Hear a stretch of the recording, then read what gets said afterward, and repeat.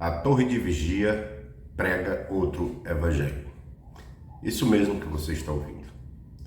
É interessante a gente lembrar o que Paulo falou aos Gálatas, que está no capítulo 1, versículos 6 e 7, que diz assim: Maravilho-me de que tão depressa passasseis daquele que vos chamou a graça de Cristo para outro evangelho, o qual não é outro, mas há alguns que vos inquietam e querem transtornar o evangelho de Cristo.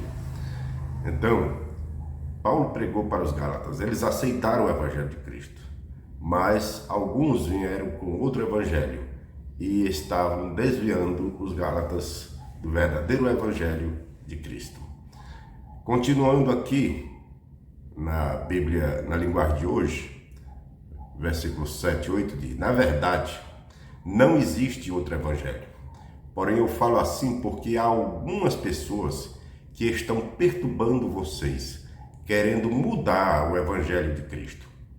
Mas se alguém, mesmo que sejamos nós ou um anjo do céu, anunciar a vocês um outro evangelho, um evangelho diferente daquele que temos anunciado, que seja amaldiçoado. Então veja bem, o evangelho que é para ser pregado é o evangelho que foi pregado por Cristo e pelos apóstolos. Esse evangelho não pode ser mudado por outro evangelho. Essa que é a verdade. Agora nós vamos ver que o evangelho pregado pelas testemunhas de Jeová é um evangelho diferente. Qual é o evangelho pregado pelas testemunhas de Jeová? Veja aqui o que diz a revista A Sentinela, 1/11 de 81, página 17 e 18, parágrafo 3, que diz assim, que o evangelho pregado pelas testemunhas de Jeová, as boas novas das testemunhas de Jeová, é sobre o reino celestial de Deus, estabelecido pela entronização de seu Filho Jesus Cristo no fim do tempo dos gentios em 1914. Então esse é o evangelho das testemunhas de Jeová, o evangelho das boas novas sobre o reino celestial de Deus, estabelecido pela entronização de seu Filho Jesus Cristo no fim do tempo dos gentios em 1914. É este o evangelho, as boas novas que as testemunhas de Jeová pregam. Este não é o evangelho pregado pelos apóstolos. Vamos observar qual é o evangelho de Cristo. O evangelho de Cristo é a boa notícia ou anúncio de que Jesus Cristo é o Messias e Salvador, trazendo a possibilidade da vida eterna através da sua vida, morte, sacrifício e ressurreição. Esse evangelho está registrado nos 4 livros do Novo Testamento, conhecidos como evangelhos sinóticos, que é Mateus, Marcos, Lucas, João, que são muito semelhantes em conteúdo. E no evangelho de João, que oferece uma perspectiva diferente e um objetivo específico da fé. Então a mensagem central é que o evangelho de Cristo é a mensagem de salvação que Jesus trouxe e proclamou, focando em sua vida, morte e ressurreição como caminho para a vida eterna no reino de Deus. Então esse é o evangelho, não tem nada a ver com o evangelho que Jesus foi entronizado no céu como rei em 1914. A Bíblia não fala nada disso. Isso é uma invenção da torre de vigia, uma invenção das testemunhas de Jeová. Então vejamos aqui o que realmente a Bíblia mostra sobre o evangelho verdadeiro, o evangelho pregado pelos apóstolos. O verdadeiro evangelho bíblico é realmente boas novas, é boas notícias. Então vejamos, aqui em João capítulo 3, versículo 16 a 18 diz: Pois Deus tanto amou o mundo que deu o seu Filho unigênito, para que todo aquele que nele crê não pereça, mas tenha a vida eterna. Pois Deus enviou o seu Filho ao mundo, não para condenar o mundo, mas para que este fosse salvo por meio dele. Quem nele crê não é condenado, mas quem não crê já está condenado, por não crer no nome do Filho unigênito de Deus. Então este é o evangelho, que Deus enviou o seu Filho para salvar o mundo. Quem crê nele será salvo. 2 Coríntios 5,18 diz assim: Tudo isso provém de Deus, que nos reconciliou consigo mesmo por meio de Cristo e nos deu o ministério da reconciliação. Então veja bem, então Cristo veio nos reconciliar com Deus. Este sim é o evangelho verdadeiro. Gálatas 3, verso 13 diz: Cristo nos redimiu da maldição da lei, quando se tornou maldição em nosso lugar, pois está escrito: maldito todo aquele que for pendurado no madeiro. Então veja que esse é o evangelho verdadeiro, que Cristo nos libertou da maldição da lei, morrendo por nós no madeiro. Romanos 5, verso 10 diz: se quando éramos inimigos de Deus, fomos reconciliados com Ele, mediante a morte de seu Filho, quanto mais agora, tendo sido reconciliados, seremos salvos por sua vida. Então esse é o evangelho verdadeiro, a reconciliação e a salvação pela vida de Cristo. Gálatas 6,14 diz: mas eu me orgulharei somente da cruz do nosso Senhor Jesus Cristo, pois por meio da cruz o mundo está morto para mim e eu estou morto para o mundo.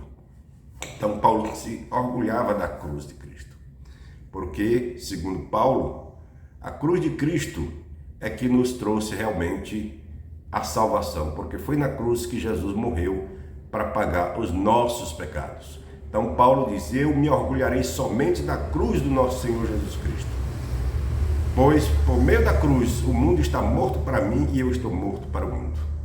No entanto, como nós sabemos, as Testemunhas de Jeová trocaram Jesus por outro Jesus, porque o Jesus das Testemunhas de Jeová é Miguel. O Jesus das Testemunhas de Jeová não morreu na cruz, morreu numa estaca. Então é totalmente diferente do que é ensinado na Bíblia Sagrada.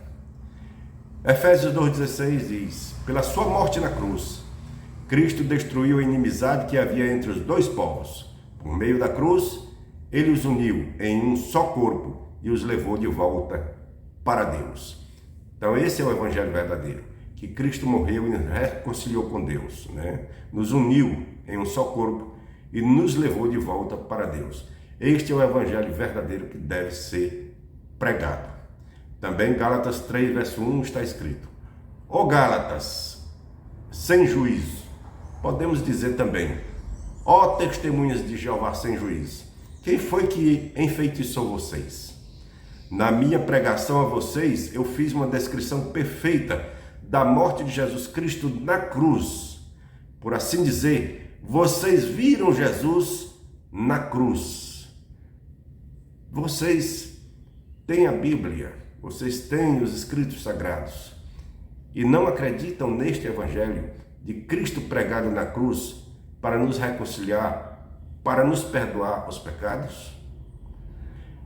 Efésios 1,7 diz: pois pela morte de Cristo na cruz, nós somos libertados, isto é, os nossos pecados são perdoados.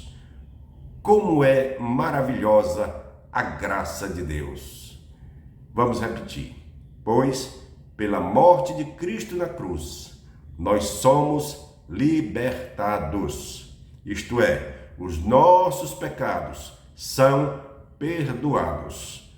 Como é maravilhosa a graça de Deus, que é Jesus Cristo, que morreu por nós para nos salvar, que deu a sua vida para nos salvar e resgatar do pecado. 1 Coríntios 1,18 diz: de fato, a mensagem da morte de Cristo na cruz é loucura para os que estão se perdendo. É loucura para os que estão se perdendo. Mas para nós, que estamos sendo salvos, é o poder de Deus. Então a mensagem da cruz para nós que somos salvos é o poder de Deus, porque foi na cruz que Jesus nos resgatou dos pecados. Mas nós anunciamos o Cristo crucificado, conforme 1 Coríntios capítulo 1, versículo 23 e 24. Mas nós anunciamos o Cristo crucificado, uma mensagem que para os judeus é ofensa e para os não-judeus é loucura, mas para aqueles que Deus tem chamado, tanto judeus como não-judeus, Cristo é o poder de Deus e a sabedoria de Deus. Que maravilha, né, irmãos? Efésios 2,13 diz: mas agora, unidos com Cristo Jesus, vocês que estavam longe de Deus, foram trazidos para perto dele pela morte de Cristo na cruz. Então este é o evangelho verdadeiro. Pregar que através de Jesus Cristo nós somos salvos, somos libertos, somos reconciliados com Deus, né? Mas agora, unidos com Cristo Jesus, vocês que estavam longe de Deus foram trazidos para perto dele pela morte de Cristo na cruz. Gálatas 6,14 diz: mas eu me orgulharei somente da cruz do nosso Senhor Jesus Cristo, pois por meio da cruz o mundo está morto para mim e eu estou morto para o mundo.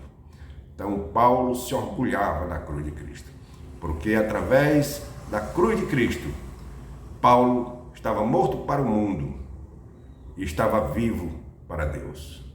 Então veja bem, a liderança da Torre de Vigia é culpada pela perseguição, prisão e morte de muitas testemunhas de Jeová. Isso mesmo. Houve a proibição por muitos anos do serviço civil alternativo, que levou muitos jovens à prisão, a serem perseguidos. Houve a proibição por muitos anos de vacinas, transplantes de órgão, e continua sendo proibido a transfusão de sangue, que tem levado muitos à morte, né? Também a maneira que tratam os que saem por discordar dos seus ensinos tem causado separação de famílias e até a morte por causa do tratamento cruel. É isso que tem acontecido. Então, o evangelho das Testemunhas de Jeová é um evangelho falso.